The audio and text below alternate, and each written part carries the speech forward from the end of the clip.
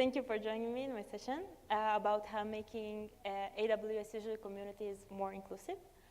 Today I'm going to share my actions, what I do and what I think can help make our AWS Israel user group more inclusive.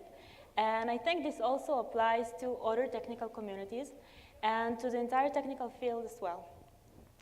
So I'll start by telling you a little bit about myself. My name is Niv, and I come from Tel Aviv, Israel. I'm a DevOps leader at what used to be SkyCure. It was a little startup, and about a year ago, it was purchased by Symantec. Now I'm part of SEP Mobile. It's the department in Symantec that is in charge of the modern operating system security. It's the operating system that we each carry in our pockets, our cell phones. Besides that, I'm also a psychology student at the Open University, which allows me to study psychology independently while still maintaining a full-time job. And I'm also a AWS Israel community leader, and which I will speak in a little while.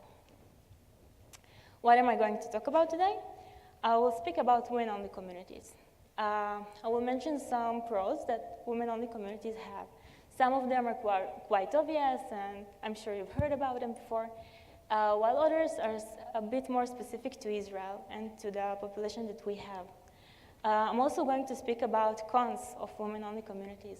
I know that the cons of women-only communities are not as spoken about as the pros, but I think that it's very important to mention them because it will help us plan our next step for real equality better.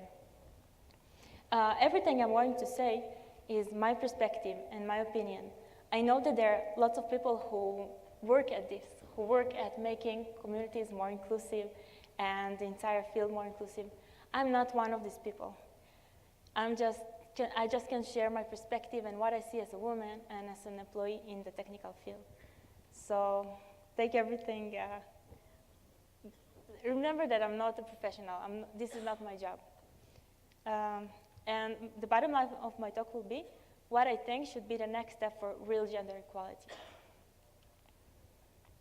A little bit about AWS Israel community. Our community was founded in 2013, which is more than 5 years ago. We had more than 80 meetups, and we have more than 6,000 members, which makes it the largest community, AWS user community in the entire world. You can see why I'm so proud of it. We have monthly meetups, each time on a different topic with a different level of talks. Sometimes it can be very professional, less times it could be intro, other times it's introduction. And we have one rule of thumb which we follow in every meetup, and it's that the meetups will always be for the community, by the community. We don't allow any marketing or this sort of stuff. Just come and learn and share your experience that you had with AWS. No marketing and not anything like that. So where did it all begin? What am I doing here? Why am I standing here speaking about such a controversial topic while it's got nothing to do with what I do at my daily life? So where did it all begin? If we skip about the part with the birds and the bees, I am the firstborn daughter to parents who only a couple of months before I was born immigrated to Israel from Soviet Russia.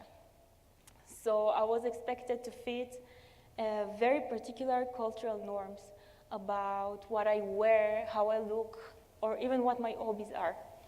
And at the age of 5, I already had 4 ballet practices a week.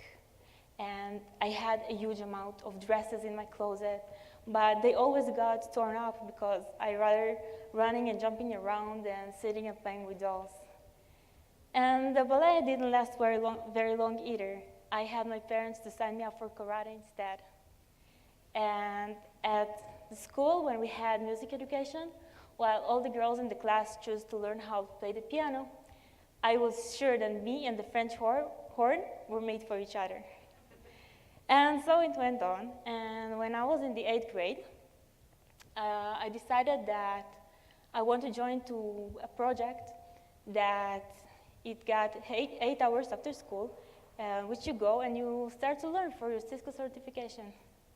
At that point, my parents were sure that I'm doing dafka. Doing dafka is a common phrase in Hebrew, and it means doing something out of spite.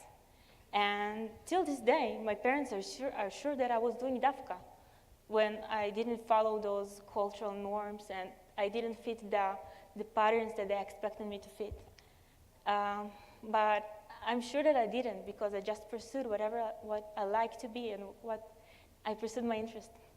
And today, as I'm growing up, I am quite mad at them that not only they were not supportive, but they will also try to convince me not doing these things just because they're not the norm, just because they're a bit different, just because my path wasn't what they expected me to be. Well, but I pursued doing it even though they didn't like it, and I'm very pleased that I did. At the age of 18, I enrolled to the army, to the Israel Defense Force. In Israel, it's mandatory to serve in the army. And I had my fair share of difficulties and challenges in the army. But while you might imagine them like this, I promise you they look much more like that. So yes, I practically did IT for my army service and a little bit of guard duty, but not the software guard duty, but actual guard duty with weapons and everything. And after 3.5 years, I got released from the army, and in the army we had men and women in my team, and we all did everything the same. The tasks were given regardless of the gender. So I could install a server in Iraq, or not Iraq, a server rack, or it could be a guy. It didn't matter. But so I thought this would stay the same way when I applied to my first job after the army. So I went looking for a job, and I found a job as an IT engineer in a department where I was the only woman. But I didn't really look into this because I didn't think that it's matter. I only wanted to come to do my job as professional as possible and learn as much as I can. And after almost a year in the job, I found out that it will not be so easy. I had my annual review, and I was sitting in a room with my boss and my team leader, and they suddenly told me that they heard that I'm quite distant from the rest of the department. And honestly, I was, because the environment was very unsafe place emotionally for a woman. The jokes that they told, the stories that they shared were not safe for work, if you understand what I mean. And I chose not to be a part of it. And then my boss said the sentence that brought me down to reality and made me understand that I will have my fair share of challenges because I'm a woman in tech. He told me that they didn't want to hire a woman for this job. They were looking a man for this position, and they only accepted me for the job because I was the most qualified one. So that was when I figured out that if I want to get to a certain job, I need to be more qualified than the men that are applying for it. And I really understand why the situation in tech looks the way it does. You can see, for example, in our community meetups. We have average of 70 people arriving to every meetup, while only 3 of them are women. And the situation is more or less the same when you talk about the whole industry. For example, in the US, you have less than 20% of women in tech position. And in Israel, the situation is not, the numbers are almost the same. We have 26%. I'm quite optimistic because this 26% is 3% higher than it was last year. And with more women who come to work in technical jobs, there is also an increase in women-only communities. I can find many advantages in women-only communities. For starters, they help to introduce more women to the industry. Those women who were told not to do dafka by their parents, and they didn't want to do dafka. And they went to dance ballet, and they choose to play the piano, and they went for the path that they were expected to. And as an adult, the women-only communities allow them to open up to this new field, to this new world that they didn't have a chance to discover. In Israel, it has even a stronger effect because in Israel we have religious women, and to be an Orthodox Jew means that you have certain restrictions when it comes to interaction with a different sex. For example, Orthodox Jews in general cannot touch a person of a different gender. Can you imagine a woman, an Orthodox Jew, coming to a technical meetup? I think she wouldn't. And those women-only communities help them discover this field and also boost up a career in the field. And I think that in this case, women-only communities help the 3% higher from the here before is a lot thanks to it. Women-only communities also create a safe environment for women. And when I say safe, I don't mean that it's physically safe, but I mean psychologically safe. Women feel safe asking questions without feeling like their question is stupid or feeling that they're belittled, or this is where women feel like they can raise their voice and ask questions and just say everything that comes to their mind. But amongst all these advantages, I cannot ignore the big disadvantages that women-only communities have. I know that these are much rarely spoken about, but I think it's very important to be aware of the disadvantages. So when we plan our next steps for equality, we'll take them into considerations. So first of all, women-only communities do not represent the workplace that we have, which has both men and women. And when women learn to speak up in women-only communities, it won't necessarily mean that she can do it in a workplace where it does matter. So I think that women should learn how to speak up and how to ask questions where there are men and women. And when I did this presentation at my work, and I said that the advantage of women-only communities is that women are not afraid to ask any questions, and while they usually are. And one of my coworkers, a guy, came to me and he shared that it's not something that it's individual to women. Guys are also afraid, men are also afraid to ask stupid questions. And all of us, men and women, we need to find our voices and ask questions and don't afraid them to sound stupid.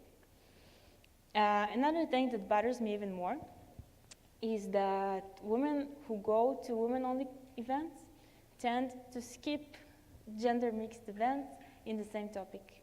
And often when I go to no gender restriction event, people come and ask me, how come I'm the only woman? And I really wanted to get to the bottom of it. But I couldn't find any researches or numbers, so just from speaking to people, this is what I found out. But where's the problem in that? Why do I think that it should be different? Why not just let women continue going to women-only events and that's it? Well, first of all, because there are still more gender-mixed topics, gender-mixed events that discuss more topics than the women-only events. So when women go to a women-only event, they miss the chance to hear about those other topics that they might find very interesting, and they shouldn't limit themselves to women-only communities. The thing that bothers me even most is that when women speak at women-only communities, they miss the chance to show themselves to everybody without any gender restriction, and they only show themselves to women. And I think that it's a shame. I think that they can share their thoughts and ideas in a larger group where it really matters.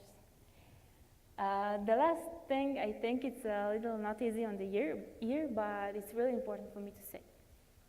Imagine yourself going online and stumbling across an event that it is men only. I know that I would be very mad. It's not fair, isn't it? And yes, I know I stand behind all the advantages I shared before about the women-only communities. We had a lot of them. But if we want to speak about a real equality, it has to be fair, in my opinion. I think that it should go both ways. We need to get what we need to give what we expect to get.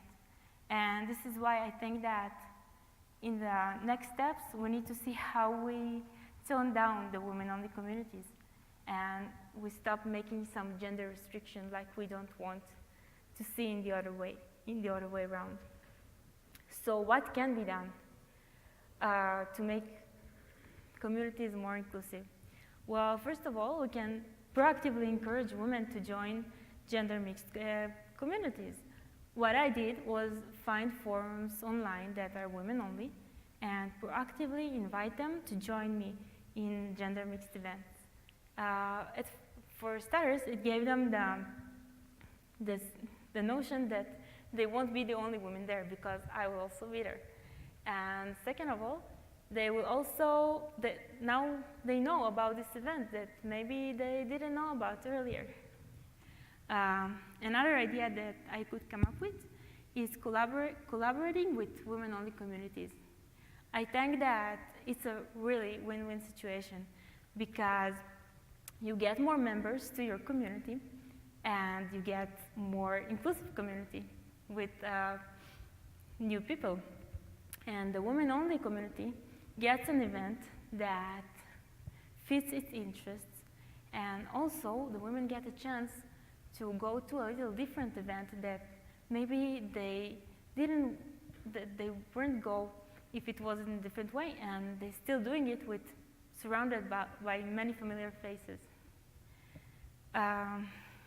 Affirmative action. This topic, I know that it's very controversial, and let me just remind you that I'm speaking only from my own experience and from what I experienced as a woman, as an employee in this field, and I hope you bear with me. Let me start with an example that has nothing to do to our field, to the technological field. Any Rick and Morty fans in the crowd? Okay, not much. Well, let me tell you that until the last season, Rick and Morty had only 4 writers, 4 men writers. And in the last season, Dan Harmon and Justin Roiland decided to add 4 new writers. All 4 of them are female. This actually creates a 50-50 split between men writers and women writers in the show. They did it in order to give some more female voice to the show. And I think that, I'm sure that Dan Harmon and Justin Roiland had planned everything correctly, and they looked for the most appropriate women to do this job. But what I'm afraid of is that when sometimes people take an affirmative action in the technological field, they lower the bar for women when you compare it to the bar that they do for men. What I mean is that when a guy wants to get into a certain position, he has to stand on he has to fit to a higher bar than a woman does. And where's the problem in that? After all, we just want to make our workplace more inclusive, more diverse. Well, the problem in that is that when this guy who studied hard is working with a girl who maybe is less experienced than he is, he gets the impression that women are less professional than guys. And this is where I see the problem. So I'm sure that there is a way to make affirmative action in a way that won't hurt the women's reputation in tech. But my point is that we need to be very careful with it. So what can be done? Besides from affirmative action, I think that another thing that we can do is expanding the funnel. And what I mean by expanding the funnel is to try to avoid the need to make some affirmative action in the future. and go to where it all begins, to the childhood. In Israel, we have a project that it's called מכנה משותף. Yes, you can try to read it. You spell it with phlegm. If you see Ahmed as a terrorist, never mind. And מכנה משותף, in English, it means common ground. And what this project does is it goes to school to 8th to 9th grade, where in Israel, this is the exact age before you need to choose your majors. And it shows boys that they can be sensitive and play with dolls, and they still be manly if they want. And it shows girls that they can choose a major from what they like, for what makes it interesting for them. They don't have to stick with arts and music. They can study physics, and they can study computers, and still stay women, and it won't be weird. It will not be. It will be okay.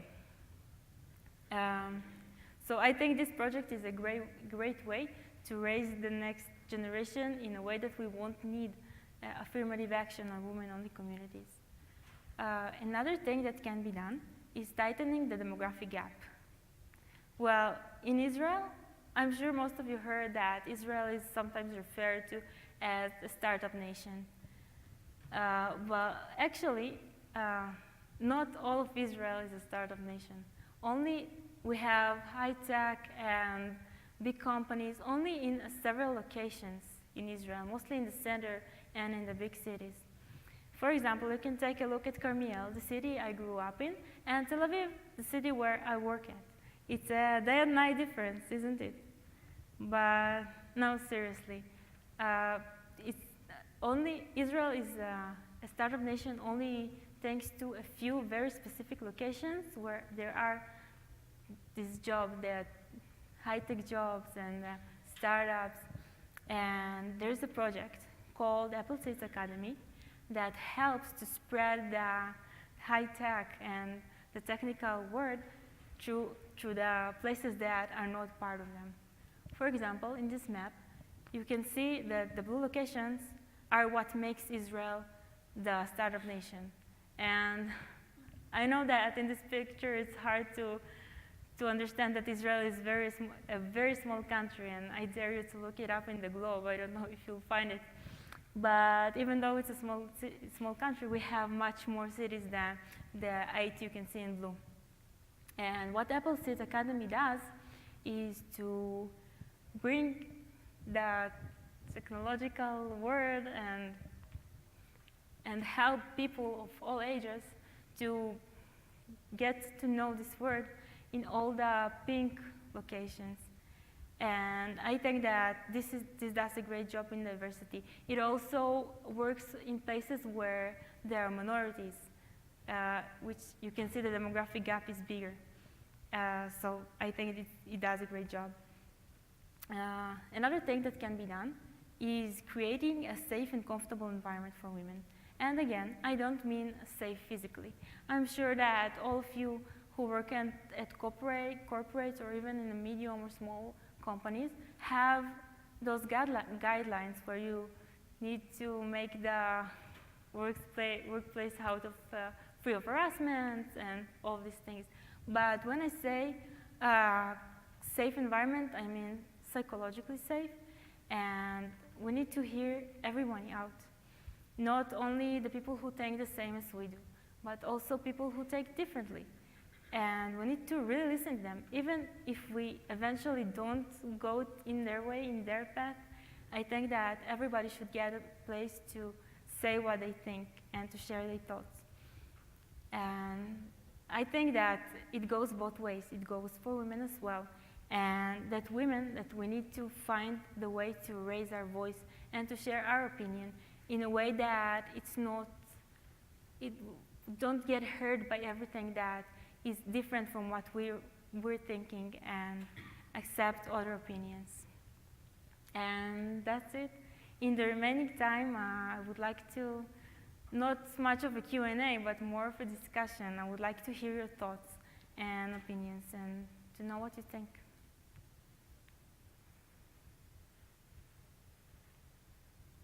Do you have any suggestions for Wait.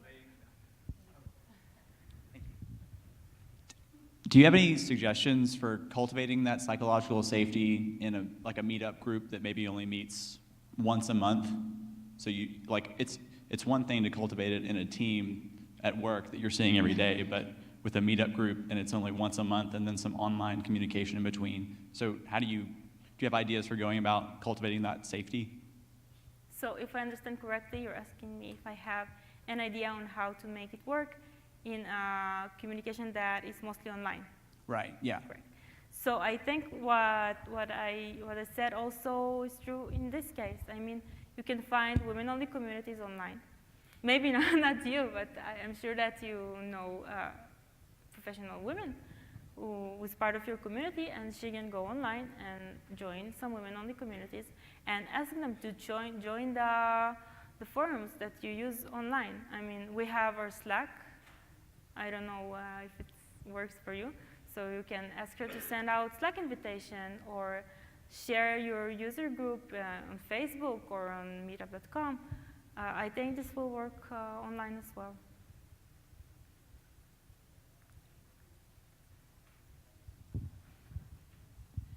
Do you think avenues such as Slack and Facebook kind of level the playing field and make things a little more equal between men and women, since it's just people typing at each other?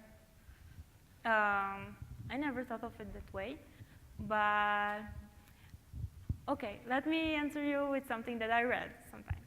I don't know if you heard, but there's an add-on to the email called Say No Sorry.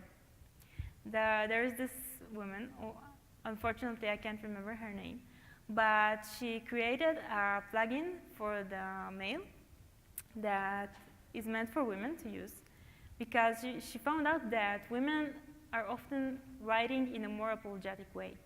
For example, oh, sorry for the late response, oh my God, just let me ask you just a little question and stuff like that. So I think that typing and writing will not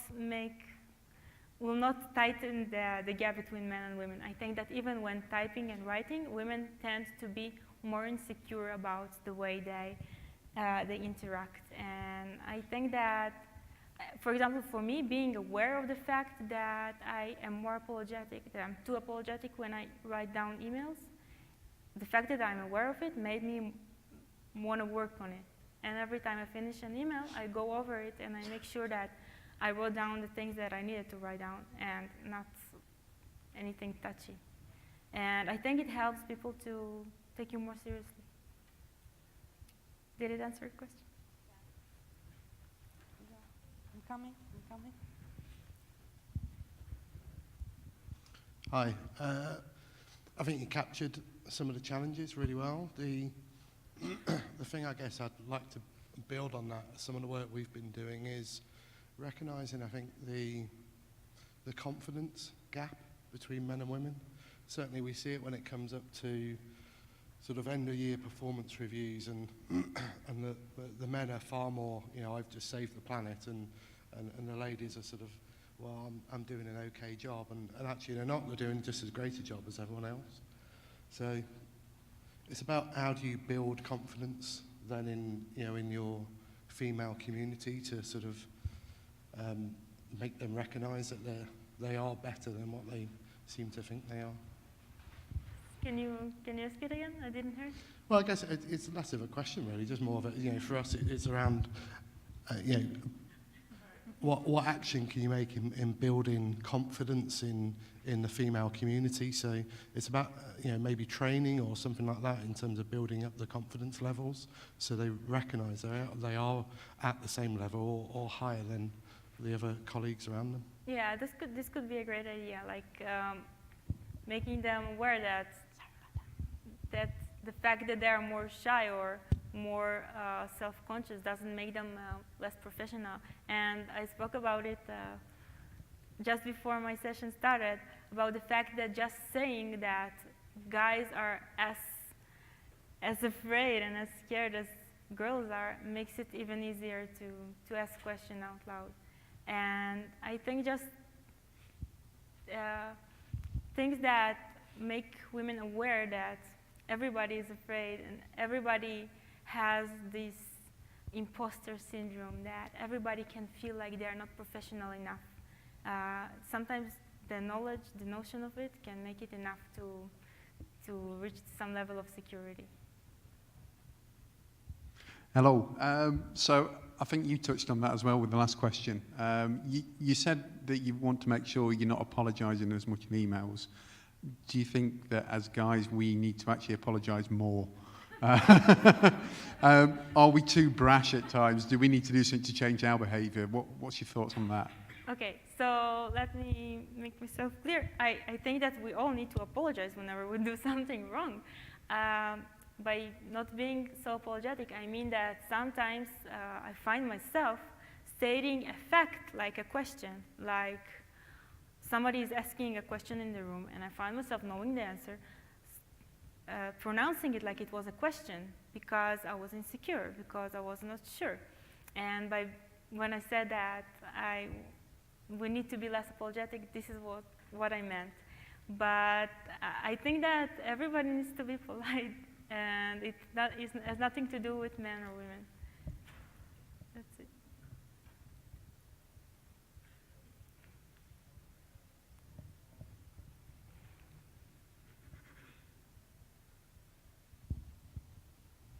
Thanks. Going back to your experience as a child where you were more interested in, the French horn than the piano or karate versus ballet, do you have any ideas as to why you were more interested in those things and how we can cultivate that in other children? Okay. It's a really tough question. I think that it has to do with things that I'm not aware of some unconscious thing that probably made me interested in those things.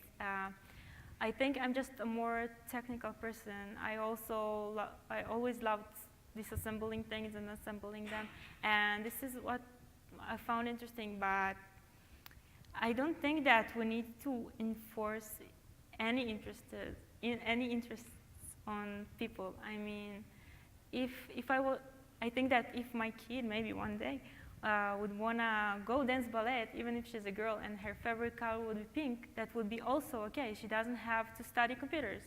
I think that we don't have to. I think that no matter what they choose, we need to accept it as long as it makes them happy. And I don't really have an answer on how to make somebody want this or that. Sorry. Hello, I'm thinking about your situation where people can't touch other genders. Do you feel it would be helpful to have a video conferencing for meetups, for example, maybe where people can join remotely? What do you mean? So when you have a meeting, have a video conference where people can participate, not in the room. So you say that maybe it will make women more comfortable? Yes, that's what I'm. Well, I think that this is very individual. For me, for example, this will make it harder for me because now I can read the room, for example, and in video conference I cannot do it.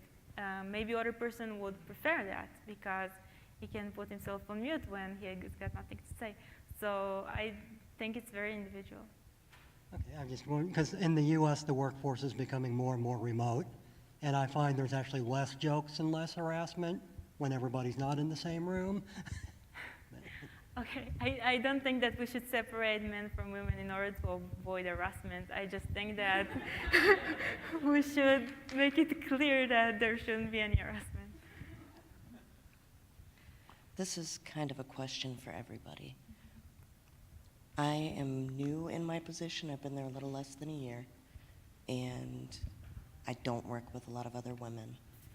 So I'm always in the position where when I ask a question, I have to say, well, I'm asking because I don't know. And really, I'm asking because you need to do it a different way. But that's the way I try to interact so they don't feel threatened. So I'm curious if the guys have noticed it too, but when they piss me off, they see me and they don't know what to do with that. They kind of get quiet and back away because that's not how I am day to day. So I'm curious if anybody else does that or if you've recognized it in other people. Yeah.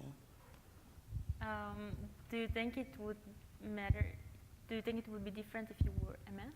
I mean, people would be less surprised that you are aggressive if you were a man? No, that's what I mean, yeah. And often women that know things that are not apologetic come across as more rude, while they're doing the same things that men do, and they come across just guys, just not rude, just normal people. And I think that it's unconscious bias we all have, and being aware of it, it's a good start to know that maybe this person is not rude. She's just not what you used to see.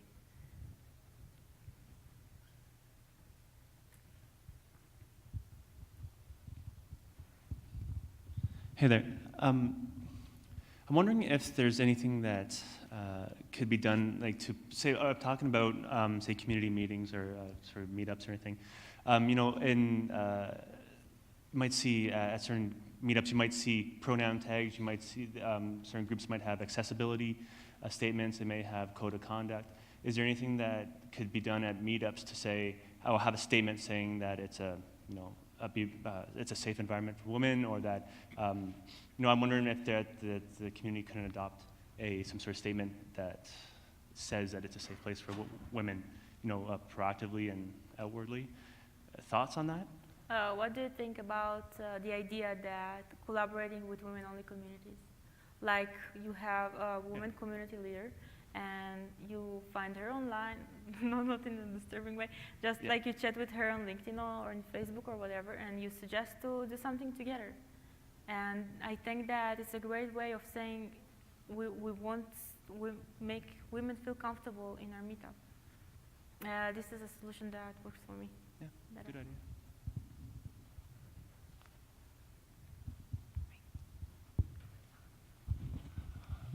Thanks for sharing your story. I'm still like processing a lot of this, and I notice it's mostly men asking and sharing a lot of thoughts here. So I guess something that I try and do, I have a daughter, and I think a lot about the stories that you've shared of let her and encourage her to go explore and do anything she wants. And hearing your story about Israel just reminds me it's a global thing. It's not domestic US or anything else. And something I've tried to do is just listen more and understand more. And you said a number of things. I just want to thank you for being gracious and sharing your story about the intent and outcome. I think a lot of us as men, it's not our intent necessarily to do what we do, but it might come across the outcome not being what we intend to do. It might be hurtful versus helpful.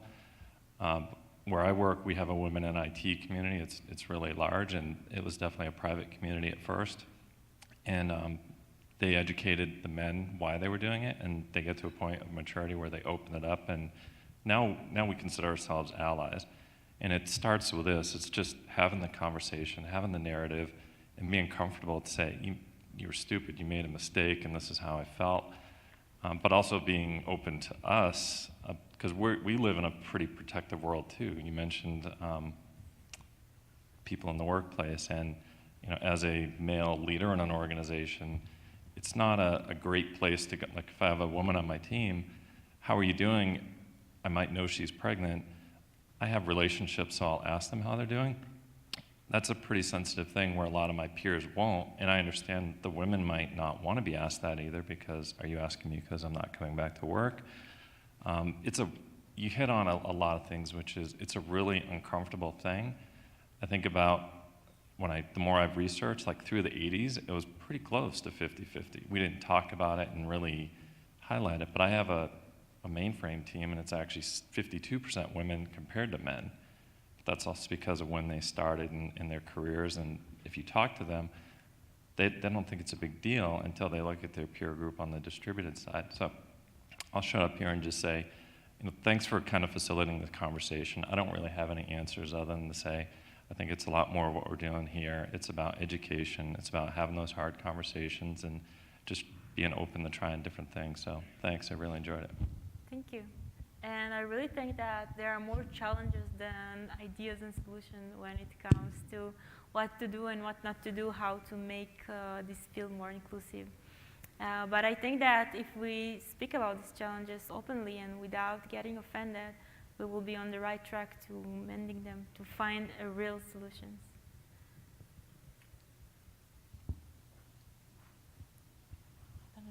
Okay, thank you. Thank you for coming. Thank you for hearing me out.